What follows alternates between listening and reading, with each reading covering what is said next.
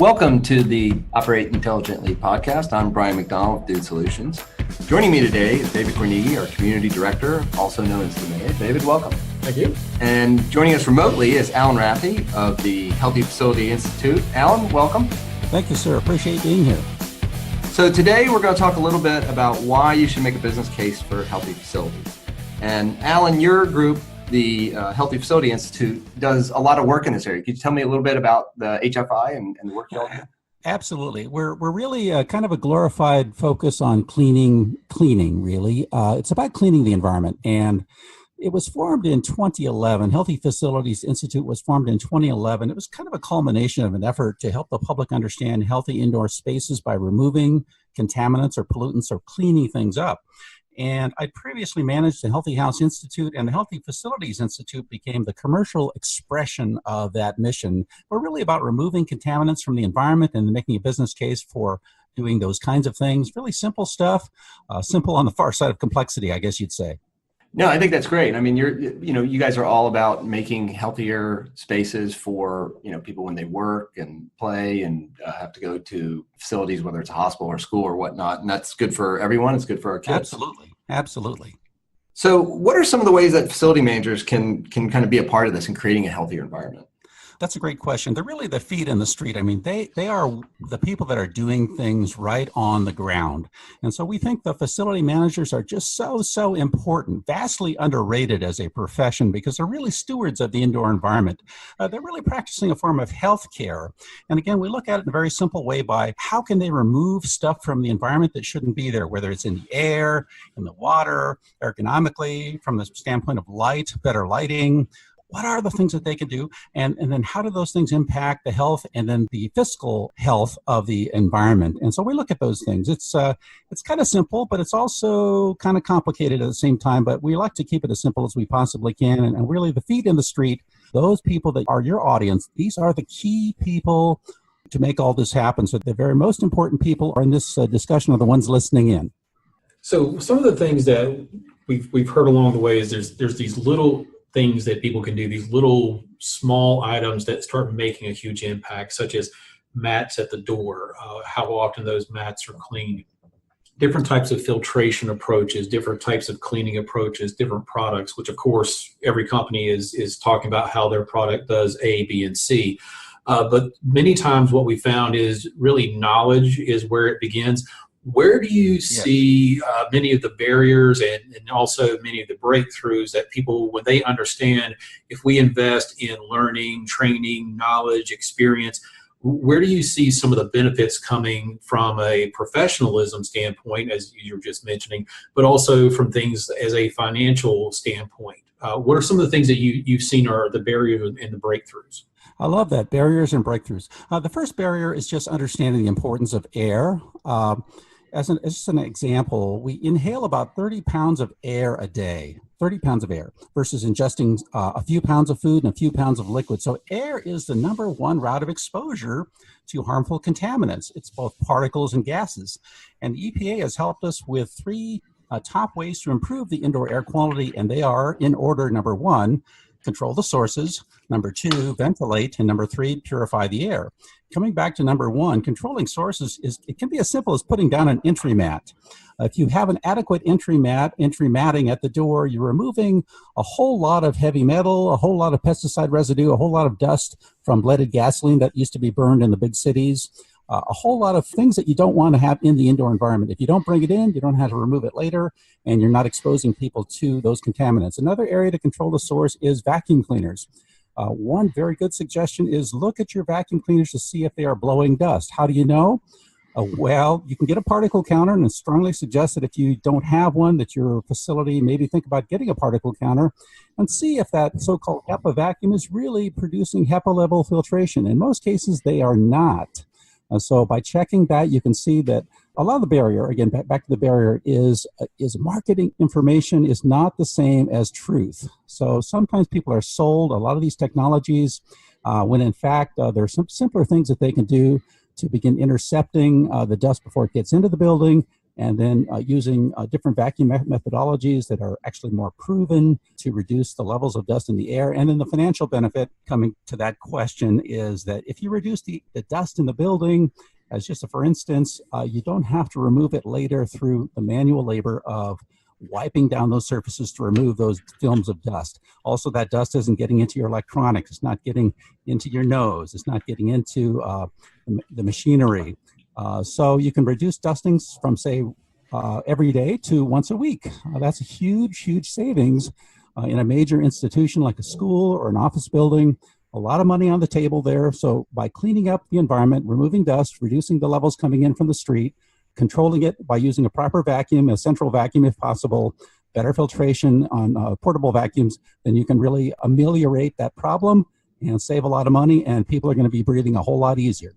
And this gets into one of the things that many people ask, especially if they're looking at new equipment or changing techniques, is the return on the investment and then the value of that investment. So things like the return on investment, you're making some very good points that says it's not just about keeping the air clean.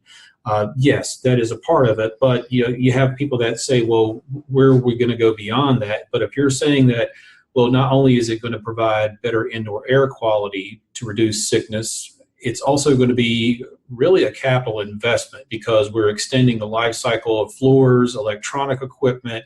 The values that we're getting out of this is that we have, if I'm a school district, for example, it's less absenteeism. If I'm a healthcare facility, that's directly affecting the health of our patients that are visiting us.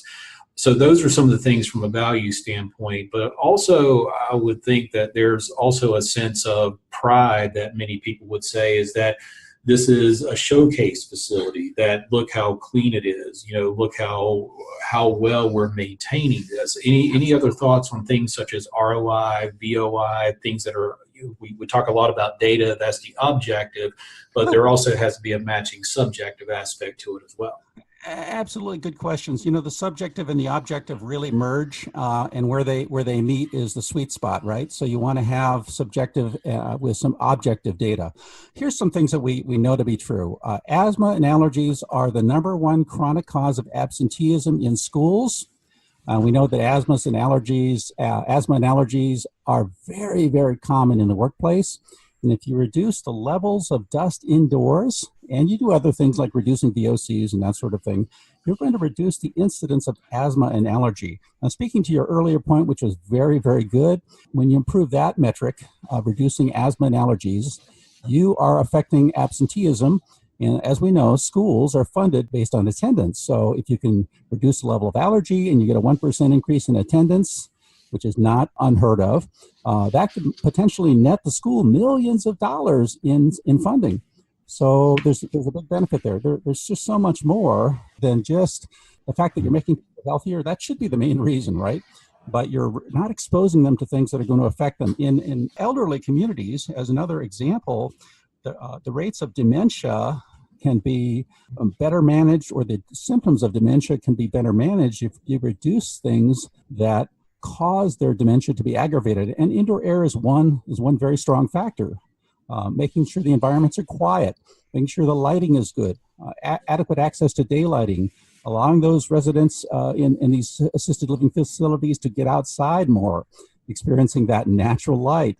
All these things are shown to be beneficial, and it translates back into the bottom line. In the case of assisted living, you're going to have a higher rate of admissions, a cleaner, healthier environment, to your point earlier about image, and you're going to have healthier residents, and the visitors who come to check out the facility are going to be impressed, so admissions should go up. So you can make it a selling point, essentially.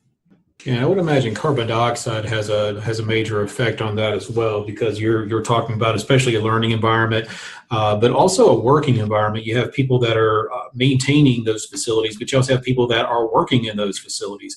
So you have people that are making decisions basically every day, and you don't want anything to impair them. You want them to have a place where they can see well, breathe well, feel like they're comfortable. So I know there's been some things you and I have talked about in the past on the impact of carbon dioxide. Yeah. I want to say it was an impact of carbon dioxide on decision making. Absolutely. That's a phenomenal point. Thank you so much for remembering to bring that up. You know, the thing with carbon dioxide, we used to just think it was a good surrogate for other airborne pollutants in the environment. So they would use carbon dioxide. If there was a lot of it in the air, they would say, well, we need more ventilation. Yeah, it's kind of common sense, right? So, but now, as the data is coming out more and more, the ASHRAE standard, which is 62.1, it stipulates a certain CFM per person, but we want to look at those CFM levels as minimums. They want to look at them as the floor, not the ceiling, because the evidence that's available now shows us that the lower the levels of carbon dioxide, the better the cognitive processing that goes on for the people in the building. So, for example, one recent cognitive study found on average when there was a 400 parts per million increase in CO2, we had a 21% decrease in cognitive scores. That's phenomenal. Also, the Lawrence Berkeley Lab, well-established, well-respected group, found that moderately high indoor concentrations of carbon dioxide can significantly impair people's decision-making performance, with particular implications for schools and other spaces with high occupant density. That's a mouthful, but basically if you have environments where there's a lot of people and you can reduce those levels of carbon dioxide, they're going to be able to think better. They're going to be able to process better. Better thinking leads to better work, leads to better productivity. And the best cognitive scores they found, Lawrence Berkeley Lab found, were occurring at the 600 parts per million of CO2 level. And what happens a lot of times in classrooms is you have 1,000 parts per million or occasionally 3,000 parts per million. So it's quite a departure from the old, let's just ventilate when its air gets stale. Now we're talking about really getting precise, increasing the ventilation, and doing it in a way that's cost effective. By cost effective, we mean by not requiring a lot of energy expenditure or a lot of energy cost. And there's some studies that speak to that as well. I'd be curious also from those membership and athletic club organizations what their take is on indoor air quality as well, because you mentioned, for example, classroom, you basically got 800 to 1,100 square feet where you're packing in 30 bodies. Certainly a club environment, you've got more open space, but you also have more exertion that's happening as well. You've certainly got the carbon dioxide that's happening. You've also got basically, because we sweat and our skin is one of the major contributors to dust, there's a lot more happening, I would assume, in a lot of the health club organizations. Wow, that's a phenomenal point. That's an excellent point. Yeah, you're sloughing off a lot more skin, which is that's the number one source of particulate matter, by the way, in the indoor environment. So you mentioned health clubs. That's fascinating because I would bet you that there's a lot of skin being sloughed off in there. Not only that, as you pointed out so nicely, there's a lot of heavy breathing going on. I mean, the good kind, right? And then there's also a lot of carbon dioxide. Carbon dioxide's got to be off the charts in some of those environments. So ventilation in those spaces would be extremely important. Just speaking on the financial side of this a little bit, one cognitive study done in 7 U.S. cities across several climate zones found that doubling ventilation rates from 20 CFM to 40 CFM per person only costs $14 to $40 per year per person, but potentially improve productivity by up to $6,500 per year per person.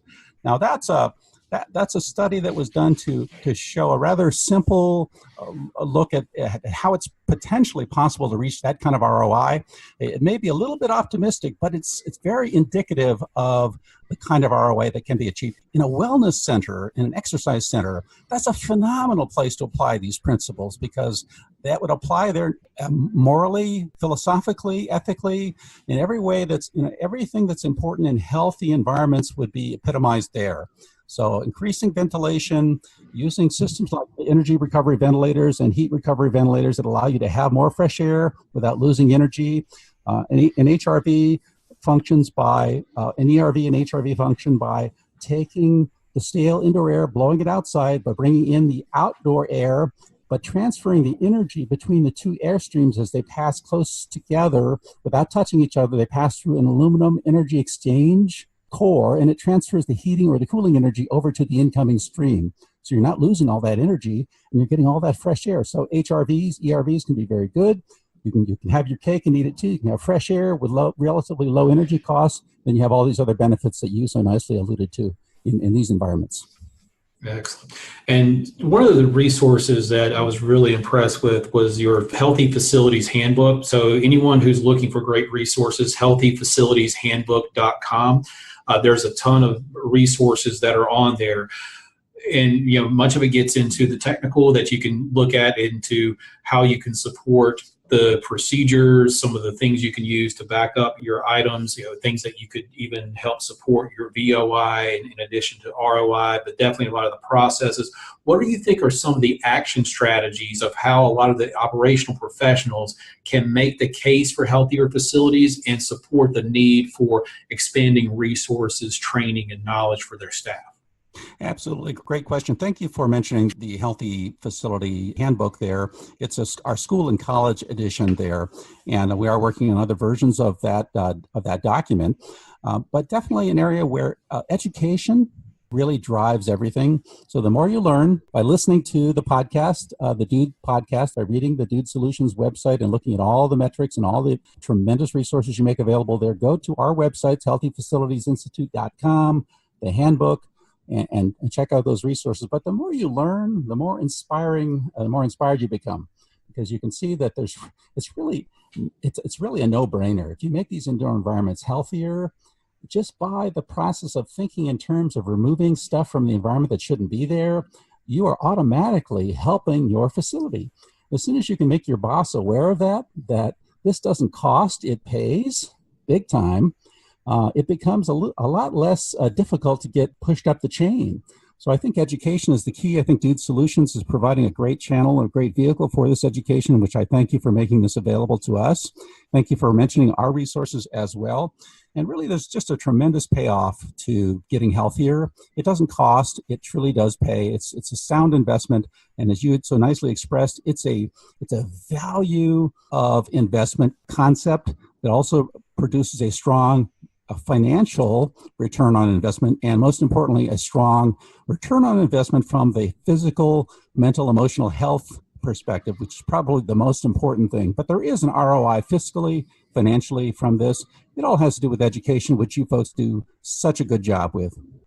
And one of the quotes or one of the graphs I'd seen was, for every dollar that was spent on training, you're essentially receiving back an average of just under $4. And a 1-to-4 ratio is something we've seen pretty consistently over time, whether it's dealing with preventive maintenance, whether it's dealing with insurance rates, whether it's dealing with emergency breakdowns versus reactive.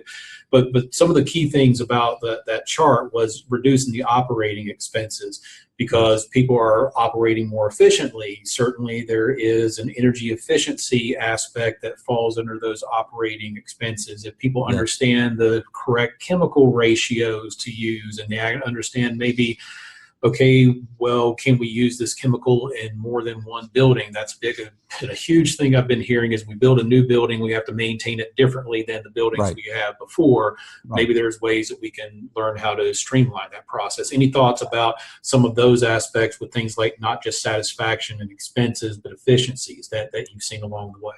Oh, absolutely. I mean, we could do a 3-hour podcast on just the things that you can do. I mean, you take custodial, 90% of that's labor. So if you can work on training to improve the labor process so they're more efficient, in other words, they're not making trips back and forth to the supply closet, they're getting everything, they're loading on one cart, the processes are very specific and refined, to where the procedures, the things that they do are very specific and refined and purposeful. They can really reduce the level of expenditure on custodial. For example, one study showed that $300 spent on training custodians netted a typical school district about $2,500 per custodian in increased productivity. So investing in training your custodians, investing in training your facilities people to apply these things has a huge impact on labor. A study by Liberty Mutual said that for every dollar spent on safety, an organization can expect anywhere from a $3 to $4 return for their $1 investment. I mean, you talk about no-brainer. It's absolutely a no-brainer to get educated on these things, to get some of these things started, and then to start basically collecting all the benefits that come from that. So I think I love the points about how being much more preventative helps you in these causes, because if you eliminate or mitigate the problem, then it might not be a problem at all, or it's less that you have to deal with afterwards. Absolutely. And Alan, I wanted to ask you one quick question about, Sure. Let's say I am a facility manager, and I do kind of some of the simple things we talked about, looking at air quality, the mats, my cleaning, my vacuuming and such. Right. And so I kind of get that first bump, but how do I kind of really sustain that? And how do I keep improving upon that for the quality of my facility? Yeah, absolutely. Great question. I think that the key is kind of what Dude Solutions does as its sort of business model. And this is not an advertisement for you. It's just the truth. You collect data, you measure things, and you show before and afters. So if you're going to improve, if you're going to reduce the level of dust, and if you can reduce the level of dust coming into your building or coming up into the air through vacuuming and the like, or through better dusting methods that remove rather than redistribute dust, and you can show that you're reducing your dusting from 5 days a week to 1 day a week, there's a metric right there. That's a metric. That's a powerful metric. And so what Dude does, which is so great, is you're gathering that kind of data. How do you show metrics to show we're making improvements? How do you correlate healthier measures with healthier financial outcomes? And it can be done in ways as simple as we just described. But look at ways to document and measure, document what you do, show outcomes, show that you're approaching it systematically, that this is a sort of a science, definitely a discipline. If you come at it with knowledge and discipline and a procedure, you have a far better chance of sustaining your healthy facilities program going forward. So it becomes not just a feel-good thing to do or a PR cosmetic thing, but it becomes something that's really part of the business model. And that's where it needs to be. And that's where you folks can really help as you gather metrics and share those with the community. Yeah, I think that's definitely the key. It can even be as simple as if you do get an air quality measurement device, before you start the initiative, go ahead and see what your levels are as a baseline to see where you're improving from. Yeah, and just to interject there's some passive devices that you can get and plug in that you let them run and monitor the air, and they'll show a gradual curve. They'll show a curve showing where your air quality is, and if you can show over a period of weeks that it gets better using that stationary particle counter that plugs in and runs all the time. Wow, that's a powerful metric, and they've even got software where you can upload the data and graph it. So if you could show your air is getting better from the particulate, even at the particulate level, not talking about gases here, but particles, you've got something to share, and then you can start correlating it with other data. How does it correlate with this data? How does it correlate with the dusting frequencies? How does it correlate with the vacuum change that you've made? There's lots of ways to connect the dots, but the key is, to your point, the point we're making is, by all means, connect those dots.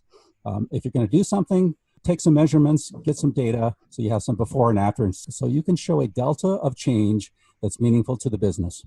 So I want to thank DK and Alan coming on today to talk about how we have healthier facilities. Thank you. We will put links out in the show notes as usual with information, as well as a link to the Healthy Facilities Handbook to get you started. And as usual, if you have any questions for Alan or DK, feel free to send them to us. I want to thank you for joining us today. And until next time, this is the Operate Intelligently podcast. Thank you for listening to the Operate Intelligently podcast. Subscribe to us wherever you get your podcasts, leave us a review, and you can even email us at dspodcast@dudesolutions.com.